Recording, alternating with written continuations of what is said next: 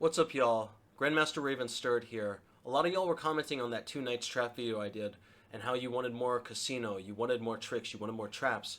Well, I got good news and I got bad news. The good news is I have a fantastic attack that has statistically extremely high chances of winning the game for you. The bad news is technically this doesn't really risk anything, so you won't be going back to the casino. Instead, this is very safe, it's secure. You could call it like a pension because it's going to be there and it's something we can count on in the long term. So how does the Max Lange start? Max Lange is more or less a normal Italian game. e4, e5, knight f3, knight c6, bishop c4, bishop c5. We've all seen this. I'm sure you've seen this in your lifetime before. Pretty much everyone knows this. I literally learned this in like preschool or something. Very basic stuff. Castles, knight f6. And here now things start to get spicy. Normal moves here are like c3 or d3. The Max Lange doesn't waste any time. The Max Lange doesn't fool around. Max gets straight to business. d4. Already black is in the hot seat here. Which does he take with? You know, I'm going to be citing these numbers all the time. This is the Lee Chess database for people under 2,000. I think, what do I have it for? I have it for 2,000, and yeah, this is Bullet, Blitz, Rapid, Classical. These numbers are really insane. These numbers are beautiful. First of all, the only way for them to get to a remotely normal-looking solid position is bishop takes d4, and that's 17% of the time, to be clear. Knight takes d4 immediately loses. We're going to cover that first. Knight takes d4. Well, what did the knight just do? I went over this a bit in my course, and I like it here as well. So we had two knights that were tangling each other. As soon as this one moves off this square, we got to look at what this one can strike at. It can just take here. We're attacking f7. And already the position is close to lost here. The computer liked queen e7 when, you know, we can just feast on f7. The basis for this is that this bishop e3 move is such a threat here. We're going to play bishop e3. Knight and bishop are both pinned. We're both slicing through like a classic shish kebab. And if knight e6, we can take. Their bishop is hanging, so if they take back, they just drop a piece. Meanwhile, if they take, we crash through on f7. They take. And now at the moment, if we take back, we're just up a pawn. But, you know, we got these doo-doo pawns here. We don't really want those. Instead, we're going to take, crash through again, hit the queen. And ultimately, they could take, we take. We do have some ugly pawns, but we're up the exchange after all, and we're up a pawn. I really wouldn't be complaining. I think the computer says, yeah, computer says +4. You shouldn't be complaining either. I don't want to get any emails about your ugly pawns here, okay? You got to just be happy, be grateful. It's the season of giving. And send me an email about how much you like this Max Lange attack. So going back, that's knight takes d4. I mean, already that's good news. I want to have my editor put like an expected probability of a win for this, because it's enormous. I can't stress it enough. Literally every single line they respond to us with, we have tricks, we have traps, and even if they play all the perfect moves, I think the worst it is like 0.2 for them. And that's assuming they find all the perfect moves, which they're not. We're not playing Grandmasters. We're not playing Magnus Carlsen. So knight takes e5, or wait, what am I doing? Okay, so going back, let's go over e takes d4. Let's go over all the crazy stuff. We're gonna get to bishop takes d4 later, but I wanna give you guys first the big cake before going to the icing. So e takes d4, we play e5, and man, look at these numbers. These are beautiful. First of all, the only move that even keeps black in the game here is d5, and that's 27% of the time. So you got a 73% at this point that your opponent is gonna fumble it and immediately lose. So, a lot of really cool positions. If they play knight e4, they're just getting completely destroyed. We play queen e2. We're shooting through here, so if they play f5, we take and their knight is still hanging. And they, of course, can't take back and escape. Their best try is probably... What was it? Yeah, it was d5 takes, f5. Now, for some reason, the computer likes bishop g5, knight d2. More, it's like +4. I don't care. I know you guys just want the free material, the free mango. And what I mean by mango is that rook on h8, that delicious mango over there. We're going to play knight g5. This is technically +3, technically a little less correct than bishop g5. I know y'all don't care. We're here for the mangoes. Queen takes d6, knight f7, and yeah, somehow or another being up a full rook is not enough. Queen f6, knight takes h8, and yeah, somehow or another black can play bishop e6 and he'll eventually get back our knight, but we're still completely winning. So, definitely no problems there. That's if knight e4. Knight g4 is another idea, but this really doesn't work. I'm trying to remember, what was the move here? I can't remember it now. I gotta turn on the computer. I had reviewed all of this. All of these lines were super, super delicious. But yeah, no, sorry, we play c3. Of course, we play c3. And yeah, technically, okay, I misspoke a bit. What can I say? This position is super complicated. I did a lot of research. I did a lot of work. I did a lot of hours in the gym. But ultimately, I wasn't going to be able to remember all of this. So I had to do a little double check there. They have to play d5. Technically, you know, they can still sort of eke out the scraps and survive for a bit. But guys, look at this. 4%? No one's going to play this. Who's going to be one of those 4%? No. If you see 96% over somewhere and 4% over somewhere else, you're going to follow the 96%, and that's what people are going to do here. So yeah, d5 technically survives for them, and even that's 0.5. You would just play something like bishop b5, and you're going to take here, and you're doing well. But instead, look at what could happen. Well, first of all, if they take here, then they're getting completely destroyed. We're going to take, queen d5 check. We did invest a bishop after all, so we got to get it back. King f8 takes. We finally collected our material back, d6, and here we could just take, and queen takes c3. Fantastic position. Their king is in the middle of the board. Technically, material is equal. I don't want to hear any complaints. Please no emails about the material being equal. You know, we gotta be happy with what we got. Their king is in the middle of the board. Their king is really exposed. This rook is not getting into the game anytime soon. This knight is a pretty trash piece. We could play b3 and bishop a3. Computer thinks it's winning, technically, but I get that it's not that comfortable, so don't worry. The later positions are going to get a bit more spicy. This is like the appetizer. This is the hors d'oeuvre. This is that thing that, you know, the waiter brings out on that big platter, and he holds it high, and you're wondering, how's he hold that thing? How's he hold that thing? And he's twirling it around like a pizza pie. But we are going to get to the main dish soon. We are going to get to the good stuff. So where else is there really to go? So yeah, after c3, I remember there was something else I wanted to show y'all. Yeah, they can castle here technically, but then we just take, and again they have to play d5. If they don't play d5 now, they're just completely busted. And yeah, a lot of people are going to play bishop b6. We play bishop g5, slicing through, hitting the queen, pushing it away. They can't play f6 because of the bishop pin. No, no, no. No f-pawn pushing today. Instead, the queen has to go to e8. We play knight c3. And it was pretty shocking to me. Believe it or not, you know, black's position looks really ugly. We got a really misplaced knight here. Really misplaced queen.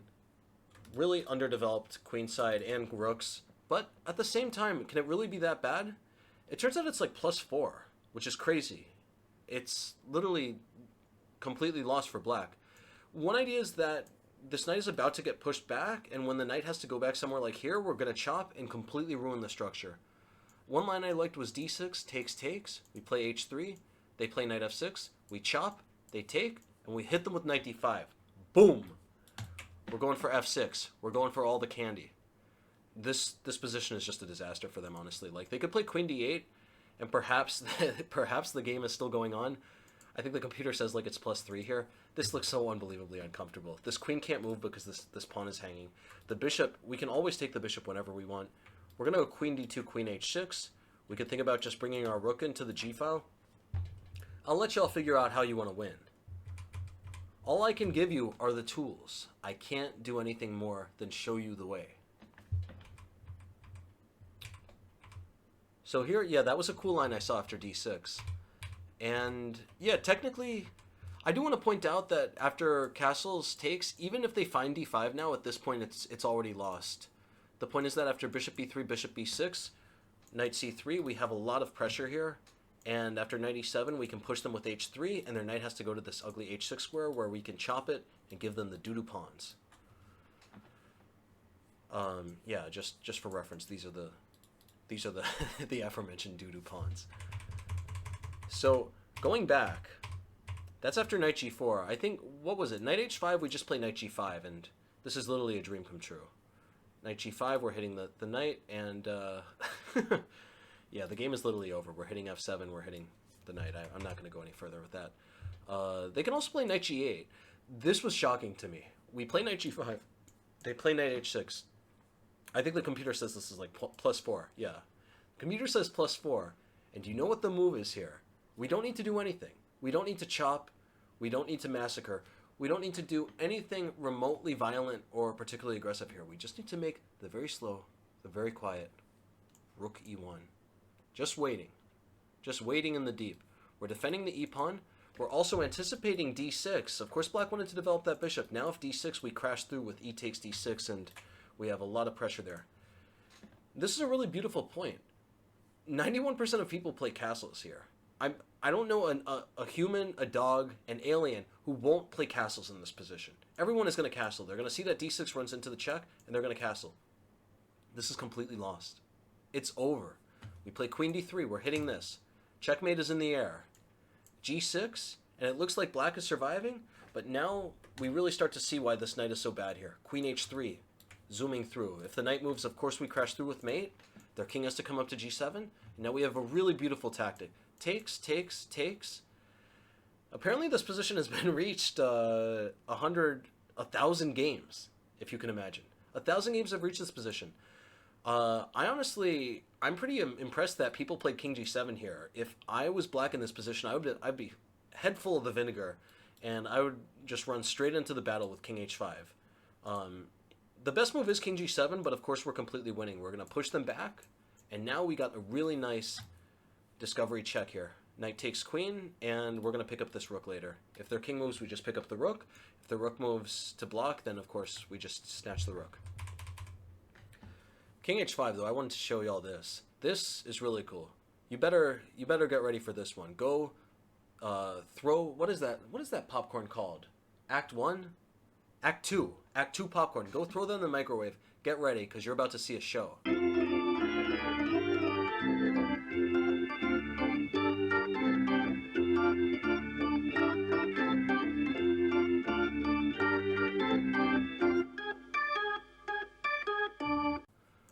We're going to check, king h4, check, king h3.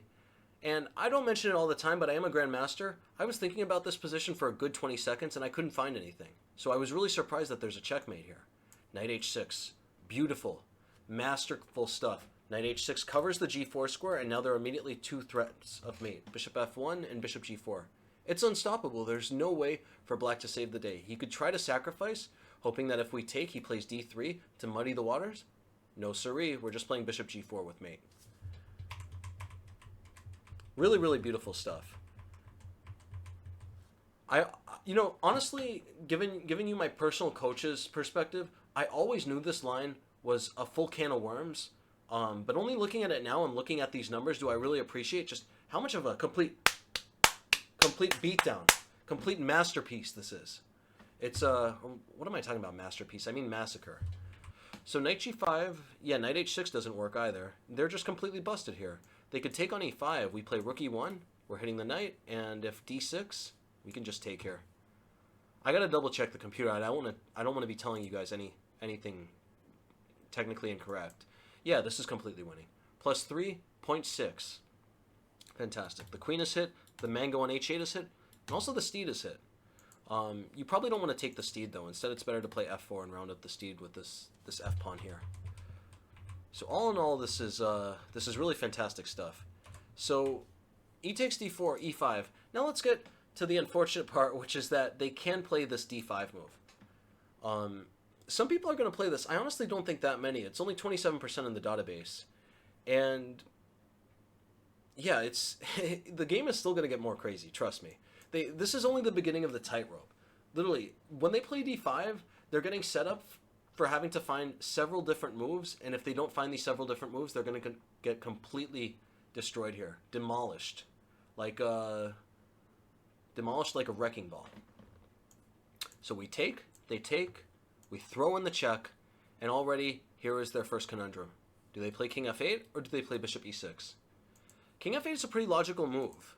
The idea is just that after bishop e6, they're going to be running into knight g5 stuff, and we'll get to that in a second. So instead, they're going to play king f8 to just dodge everything.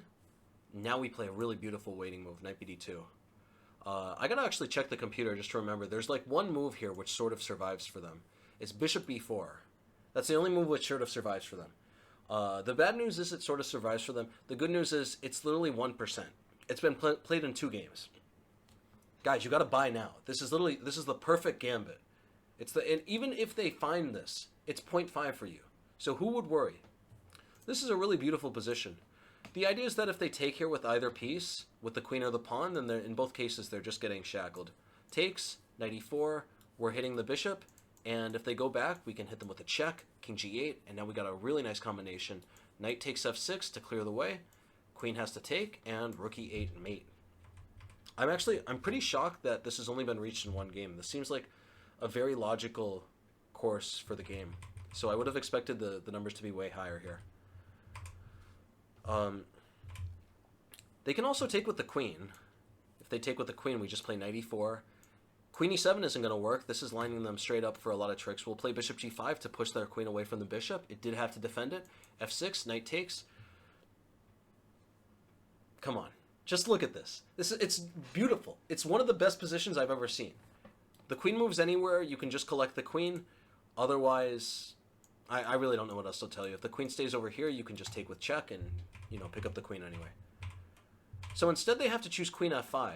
We take, they take, and I do want to mention something. When they get these pawns here, you do got to be a little careful. If you waste time frolicking in the meadow, if you waste time, just going to get an ice cream sundae, not really worrying about what's going on in the position, not worrying to develop your pieces and get your attack going ASAP, you are probably going to lose because these pawns are monsters. These pawns are controlling an enormous swath of territory. I can't tell you how many times I've defended this position from the black side, gotten an awful position, but just sort of held on for dear life, like a roller coaster, like I hold on for dear life, I finally get to an endgame, and then these pawns end up making the difference and winning me the game. So when you're playing against the black pieces here, you do not let them out of your sights. You are down 2 pawns here, and you're down 2 really huge pawns in the center. I know c4 technically isn't the center, but it's really relevant. It's a good pawn. Here we play b4. Beautiful move. We're getting our bishop out to a3. This is going to be a real killer. If they take with the queen, we play a4. Bishop a3 is unstoppable. The idea is that they have nowhere to go. What are they going to do? If they get their king out of the way, we just hit them with rook e8 check. Meanwhile, if they get their queen out of the way, we check. They go here, we're still going to hit them with mate. And if they play knight b4, we can just take on d4, and we're playing for c3 with the full bag of money in our hands. This position is just a disaster for them. There were a few other lines I wanted to talk about in this position. If they take here, again, we're just going to be playing for the bishop a3 stuff. We're going to take on d4 and then play bishop a3 and c3. And the game should really be over. There were some other sidelines here. I think like one line was queen d5. Yeah, queen d5 was one line, and the idea is that they're going to be able to play c5 against our bishop a3, so instead we have to play queen e2. Again, we're playing with an enormous amount of energy. We're playing with an enormous amount of force. We want to go for it. We want to go straight for the win. So queen e2, bishop e6, and yeah, we just play bishop b2, and this is also winning. We're just going to play rook d1, crash through on e6. And at the end of the day, with the king stuck here, they're going to be playing down a rook. This is going to be a great position for us. I want to, if I could liken this, if I could make an analogy to the 2 knights trap, this position is literally like we're getting the same amount of really spicy winning positions as the 2 knights trap, except the flip side is that we're not dead lost. The flip side is that we're just 0.5 or 0.6 better. I think the very best line for them is like 0.2 for them. So technically it's slightly worse, but it's 0.2 if they play like a computer. What great odds are those? I'll go to that casino every day. So instead, I wanted to talk about one other move here. They could play bishop e6. I gotta click the computer. I gotta cheat. I gotta use the, I gotta call a lifeline here. Yeah, we play knight e4, bishop b4, and then we take? I thought we take. No, we play bishop d2. Now I remember. Bishop d2 takes. Even this is just a fantastic position. As long as we have this pawn here, they are not going to be able to set this up properly. We just want to make sure that, their king is either always staying in the way of the rook so that they're playing down a rook, and we're going to be able to dominate the middle game very easily with our extra rook. Or, if they take, then our queen can come in. We always have weaknesses, and this is just a great position for us. I think one line the computer gave was something like, they could play h6, we'll take, because now they were threatening to take because our queen can't go there anymore. They take, we play queen f4, we're going to play rook d1, we're going to hassle down this pawn. Once we get rid of that pawn, we have no middle game or end game issues, right? Once we get rid of that pawn, this extra one on c4 has lost its brother, it's lost its friend. It's a very lonely pawn now. It's probably going to drop as well.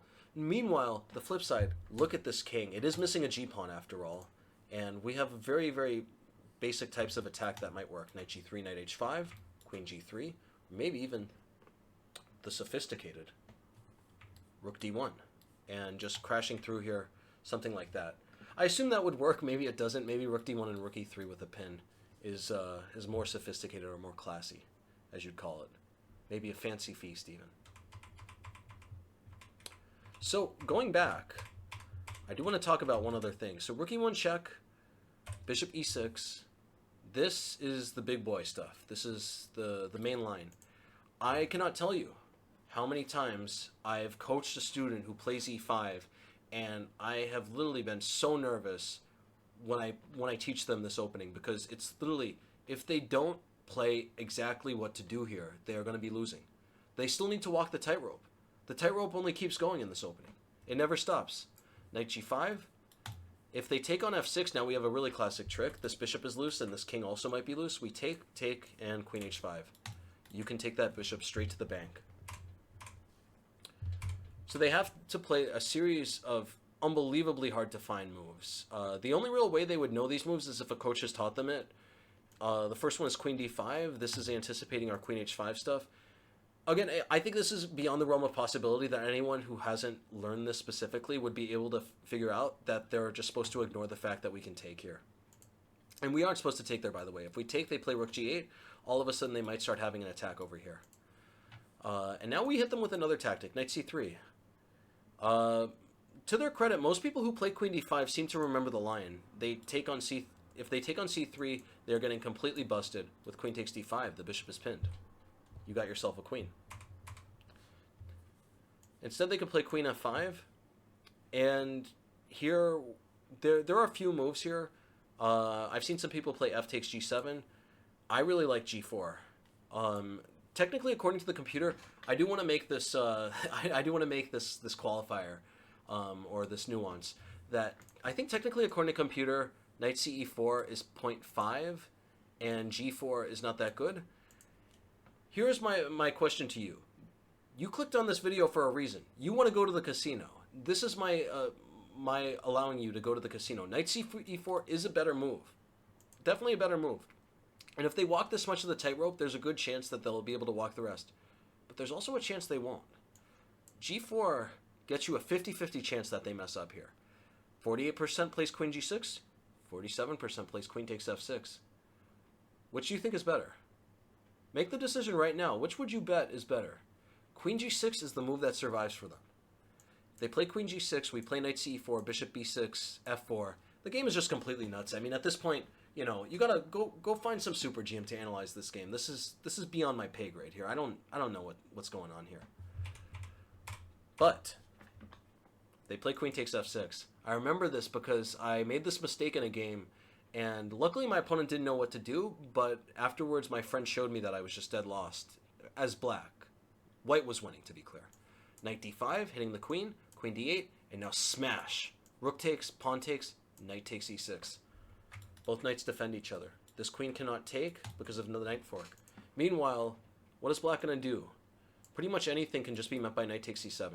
Computer, what does the computer say here? Is it plus? Technically, it's only +2.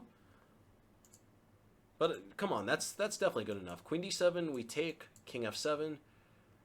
I think we do need to be a little careful here, actually. Yeah, you should not take here when then they can take, and that knight is going to have problems. Instead, throw in a check first. They go here, and then snatch the mango on a8. And you're doing well. +2. Could be better, but, I mean, at the end of the day, you took a gamble, you went to the casino, and you got yourself a winning position. So I do want to talk about the other line. There is one last line, and that's bishop takes d4. Bishop takes d4, really crazy move. We take, they take, we play bishop e3. And in this position, technically, this is that one, the really ill-fated one, where they can play knight c6, we play f4, and now if your opponent is 4%, if your opponent is what is it? I just want to do the calculation. So bishop takes d4 was 17%. Knight takes d4 was 95, and then knight c6.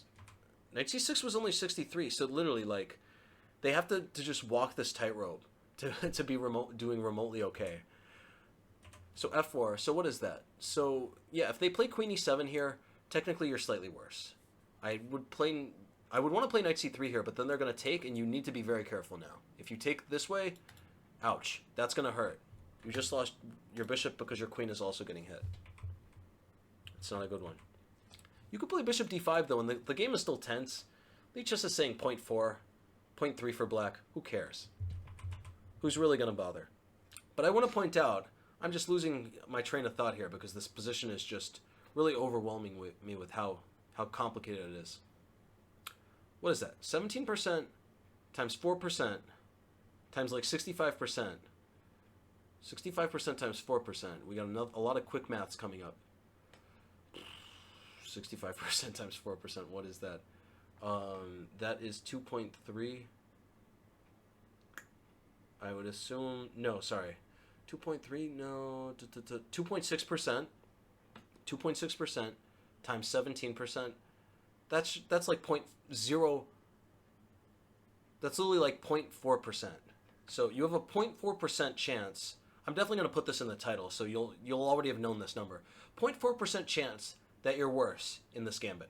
There's a 99.6% chance that your opponent's going to have to walk a tightrope, and at the end of the day, you're going to get a good position. So I think that this isn't fool's gold. This is the intelligent man's gold, because there's literally nothing that could ever... Those odds are unbelievably in your favor. 99.6%, that's like the best stock on earth.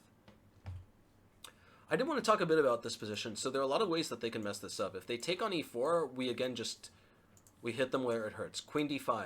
Queen d5 is the first move you should always look at when their knight takes on e4. You're hitting the knight and you're hitting the pawn. Bad things are a-coming. Knight d6 takes. Again, if they take, you mate because now your rook has been exposed. Knight e7, queen f3. Again, just keeping your eyes on the target. The snake has already found its prey. I'm calling the queen the snake. And she's not giving up hope. Knight df5, you can just play g4 and, be happy, collect your piece. You're completely winning. So that's if knight takes e4. They could also play... What is the move? I think they play d6. Yeah, and here we play f5. This position is really good. To give you a sense of what this position is objectively, I think white is already better here. And it looks hella comfortable. If black takes on e4, we play queen d5. We're hitting the knight, we're hitting the pawn. Same old, but they do have knight g5 here. And now, if you take, and they take, this is not so clear because you're down a pawn. You crash through with the check, but so what? The king is actually somewhat well defended here. They're going to play bishop d7. They're going to kick your queen out sooner or later with bishop e8. Perhaps you're okay. I mean, maybe the computer says this is equal. Yeah, technically. Wow. Almost completely on the money there. 0.2 for white. So instead, we're not going to take the knight. We're not touching the steed yet. Instead, we're just going to play solidly. Knight c3. We're waiting them out. If they castle here, then we play h4. Let me just double check with the computer. I'm not certain if I actually looked at this. Yeah, h4 wins on the spot. You're just grabbing the knight here. The knight is not only a loose piece, but it literally has nowhere to retreat to. All of these squares are covered. So we play knight c3. And yeah, what was that line I was looking at? They have one last line here. They could play h6. h6, what's the move? No, h6 we take. They take. We check here. Wow, now we're going to play for knight d5. Knight d5 is going to be killer. We're going to first play f6. They take. Okay, I got that completely wrong. Y'all got to forgive me. Knight e4, hitting the queen. If they check, we're just going to eventually break through with queen f6. They could play queen h4. We take on f6. I like takes on f6 more, but yeah, queen g7 is better. I guess I'm getting too perplexed by the computer, but yeah, queen g7 hitting the rook, knight takes. This has to be over. When our pieces are starting to sneak in here, and they only have a rook and knight left to defend, you know the curtain's about to be drawn here. So anyway, yeah, that's pretty much everything, honestly. I think they can castle. Yeah, we play h4, so they can't take on e4. Instead, they have to castle here, and we just play knight c3. Oh, wait, what is it? Let me double check, honestly. We play bishop g5. Big move, bishop g5. Going for the pin. Our pawn on f5 is a really fantastic pawn. It is a warrior. It is a fighter. We salute you, f5. h6, bishop h4, keeping everything in place. Notice because our pawn is on f5, we're weighing down on the square. They cannot even dream of breaking the pin with g5. If they do so, we just take. And yeah, we await their resignation because it's +6 according to the computer. This is getting really, really bad. They're about to lose a knight. We're about to go queen h5, queen h6, queen h7. They can't even take this pawn here, notice, because we got the pin. So bishop h4, and yeah, they're just completely stuck here. The computer has found several ways that they can sort of, you know, half survive this position, but this looks hell of uncomfortable already. Already white has full compensation here. We're going to play knight c3, maybe knight d5. We could think about playing g4, g5, maybe rook f3, rook g3. All in all, this is very likely to happen in your games as well. So to wrap up, I think this gambit is unbelievably strong. It's not technically not a gambit. It's technically called an attack, the Max Lange attack. It's probably one of the only openings I can think of that has the name attack, apart from, what, the King's Indian attack and the Sodium attack. Anyway, this is a fantastic gambit. You really got to play this. I bet all my life's money, all my life's Monopoly money, that this is going to work in your favor. So with that being said, thank you for watching. Thank you for making it to the end of the video. And I'll see you for the next one.